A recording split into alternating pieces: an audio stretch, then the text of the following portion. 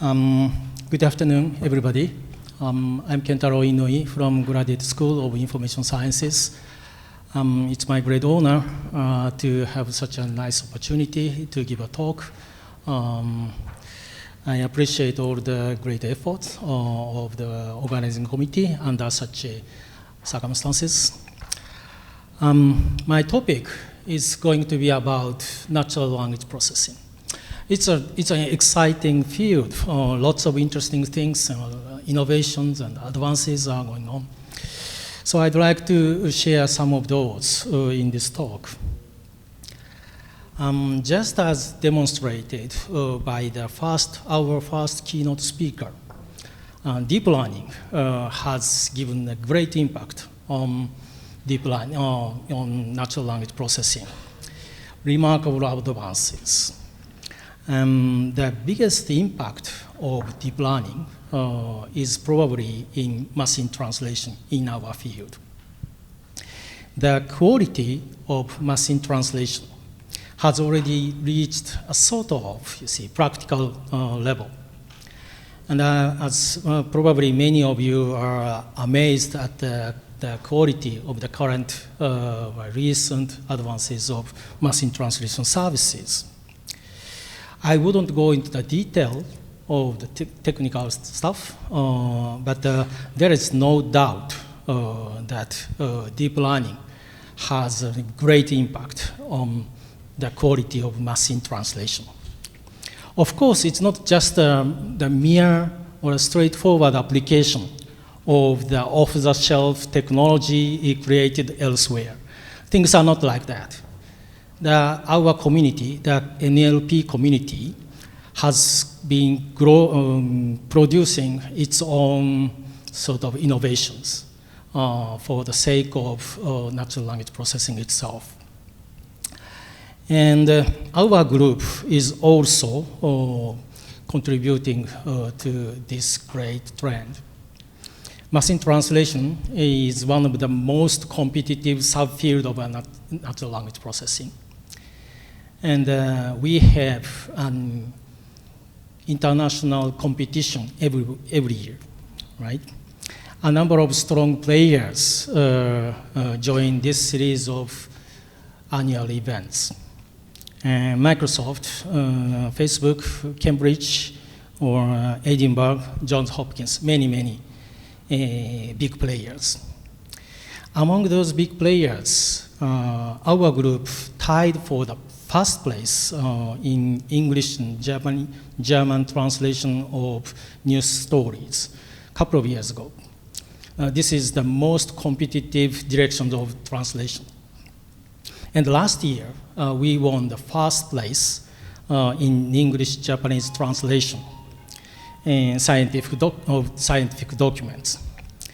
So our group has also been producing fairly strong technology in this field. And now we are applying this technology to some sort of relatively new application field, authoring aids. The technology for helping your writing, your authoring. One such example is grammatical error correction. Given an input sentence, we want to detect some grammatical errors in it. If any, we want to correct them, right? So this can be seen as a sort of translation from erroneous, noisy language to clean language. We apply our technology to this problem and now producing the state-of-the-art performance. And now we have the sort of the strongest technology in this field. And we are now taking this one step further. A couple of years ago, we got a startup company launched by 2 master course students, these nice guys. Right? While running their company, they are also doing their PhD and producing a number of top conference papers, remarkable achievements. What their company wants to sell is the technology that help you revise your early stage draft, right? Your writing of scientific papers. Given an erroneous sentence, input sentence, possibly with wildcards, the system produces fluent, complete sentences like this. We apply, blah, blah, blah, obtained good results. We demonstrated that and are able to achieve and outperform the other baselines. So the model is now really fluent speaker, the writer of technical English. And their demo system is now on the web. You can access it. You can use it for free. On the demo, you can sort of choose any words you want to check, any phrases you are not confident with. Then the system gives you with several possible edits, like this. And you can use that. You can do that again and again to improve, to brush up your draft. The next version is going to be like this. So you can also use that on overleaf as well. And actually, I'm a heavy user of this system. And the lab members are as well. It's extremely, extremely useful, helpful. I highly recommend you here try this service before this service is become a sort of commercial paid service. All right. So deep learning has brought a strong success, big success on the natural language processing. But how far has AI come to understand the language? How far have we got towards the goal of language understanding? Well, the media sometimes said or report that AI beats humans in reading comprehension, or AI outperforms humans in question answering. Sounds like amazing news. But this is not true. This is a sort of wrong story. Right? So we haven't got that far yet. Still long, long way to get there. So let me share with you the story behind this sort of confusion.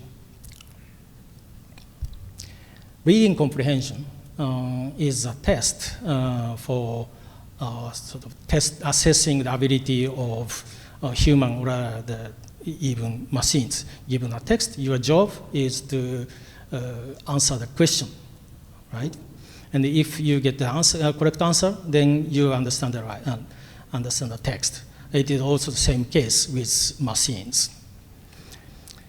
And actually, a number of remarkable achievements, results have been reported.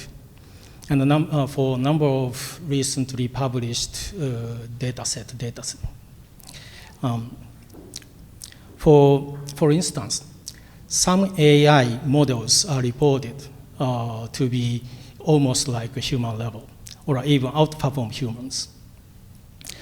But there is a trick behind this story. Let me take another example. This is originally presented by Jia and Lian 3 years ago. Here, the correct answer is John Elway down there, and you can find it in the middle of the text over there. What Jia and Lian discovered with these examples is the following.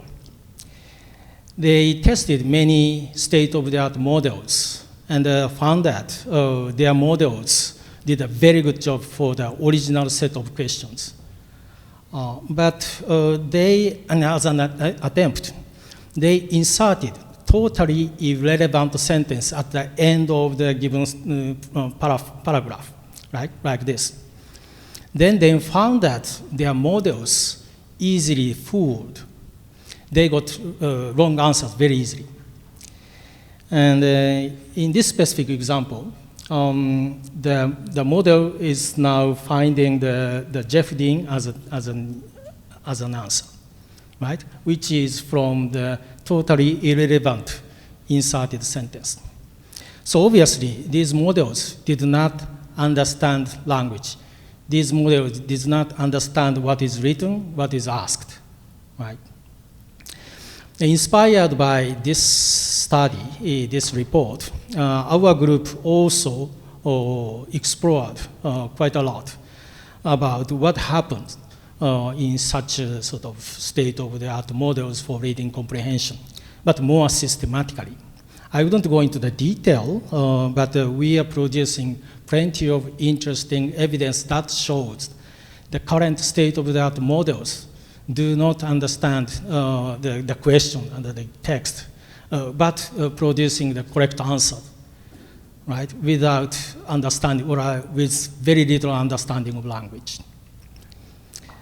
So what exactly do we need towards our goal for language understanding? The key is the capability of understanding language in context. Let me take a classic example here. Okay, Ed shouted at Tim. He was angry. In this case, he is probably Ed rather than Tim. But in the second case, Ed shouted at Tim. He crashed the car. In this case, he is probably Ed. No, Tim rather than Ed, right? So we can say so because we know that someone who is angry tends to shout, sometimes shout, right? So one reading of this text is something like this text is reporting, this text is reporting that Ed shouted at him because Ed was angry, right?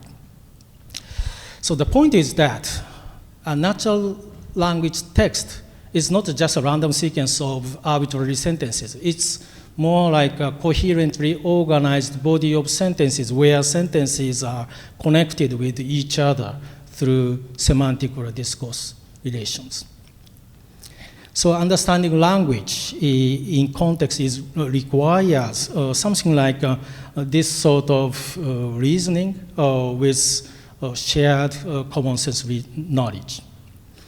And this process may also require multiple steps of reasoning, like this example.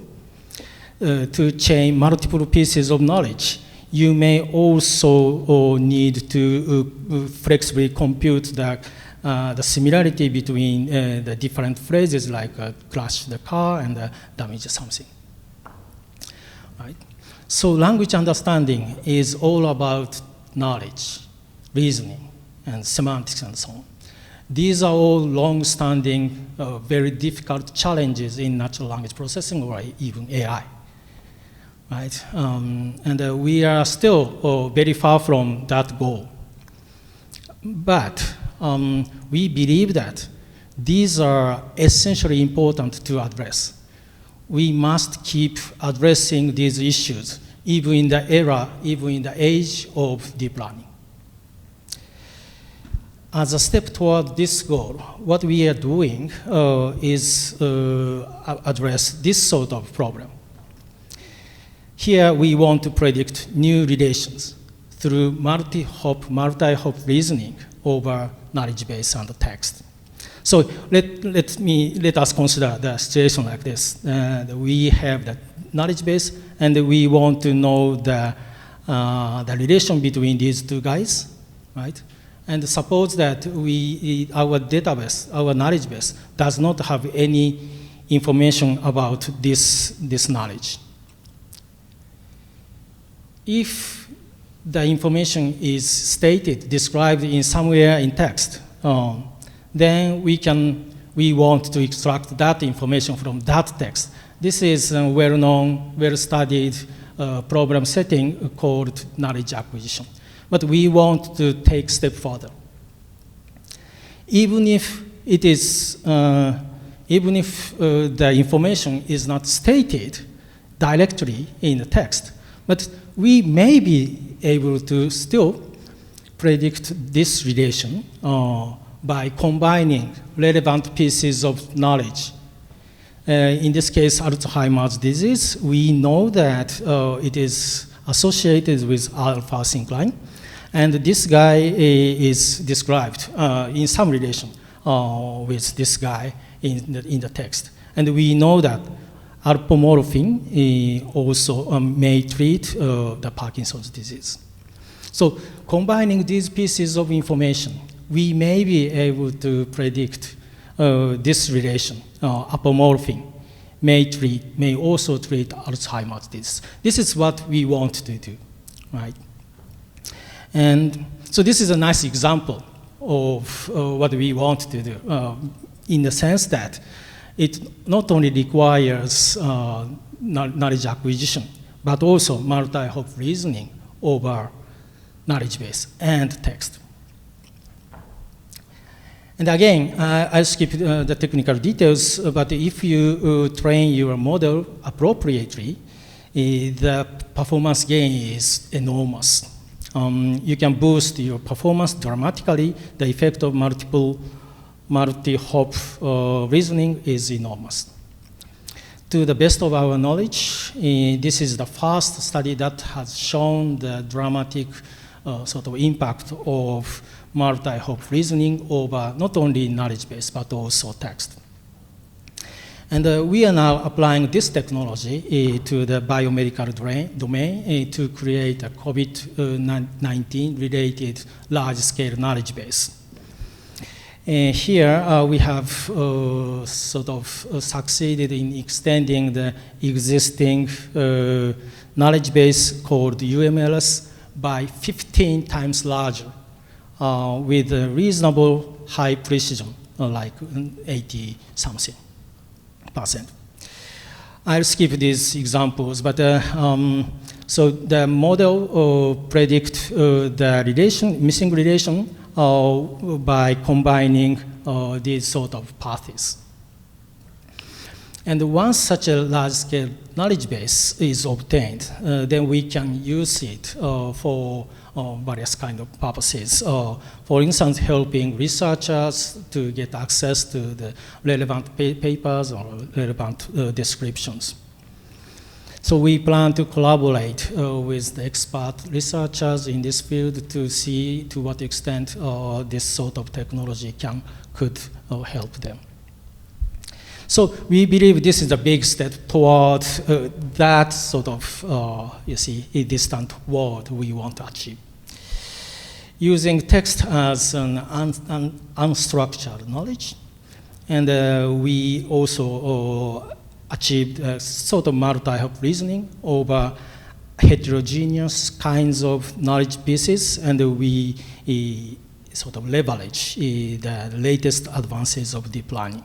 So these are all important ingredients to achieve our goal. The next step we are thinking of is to build an AI model that can answer a given question right for the right reason, not for the wrong reason. Okay? For that purpose, we have started building, sort of designing the new task setting and building a new data set. This is done by the joint work with UCL, supported by the UCL Tohoku University partnership, so we appreciate their support. This work was recently presented at the top conference SEO, and we are excited to see sort of there are lots of challenges are involved in this task. So we'd like to see how far these challenges take us towards the goal. Another direction we are taking towards knowledge-intensive language learning, language understanding, is what we call natural language assessment. This is a relatively new field. By natural language assessment, we refer to a range of NLP technology for automatically evaluate the quality of what students write, what students produce, like student essays, descriptive responses, argumentation in the debates, right? And we also want to provide feedback to students. So you can think of a wide range of tasks that falls into this category of language assessment. For instance, we are thinking of extending the current common grammatical error correction task with the new task, comment generation, like this. So this can be a wonderful application. Of course, it is practically useful, but not only that, but this sort of task eventually ultimately requires some sort of language understanding with reasoning based on the knowledge, like linguistic knowledge, grammatical knowledge. The current demo system works like this. So here the system assesses an input sentence given by student users and gives some feedback, advices back to the student. And through the interactive exchanges, the user may be able to sort of revise his or her sort of sentences, sort of writings. Right? And we are also taking a step further in this direction by designing a completely new task, which we call critical comment generation for the argumentation. So we consider the task of assessing the given argumentation given by student, the quality of assessment, and understand the logic behind that, and provides the feedback, right? To make this happen, again, we ultimately need a model that really understands the logic behind the given argumentation. And so this is a wonderful application, milestone application. And here's a snapshot of our prototype demo system. The system analyzes the given argumentative structure, of the given student sentence argumentation down there, over here. And with the knowledge base, the knowledge is stored in the knowledge base in the middle, and provides the critical comments or the advices on the right-hand side. You can also design interactive version of the tutoring session like this. Given the student argumentation, the system provides feedback, advices, and this can be done interactively, repeatedly, so that the student can reach the better argumentation. We believe that the best potential users of such a technology are universities and university students. Our hope is to deploy our technology to the classrooms of Tohoku University first and other universities as well. Okay, this is a final slide. Thank you very much for your kind listening. Thank you very much.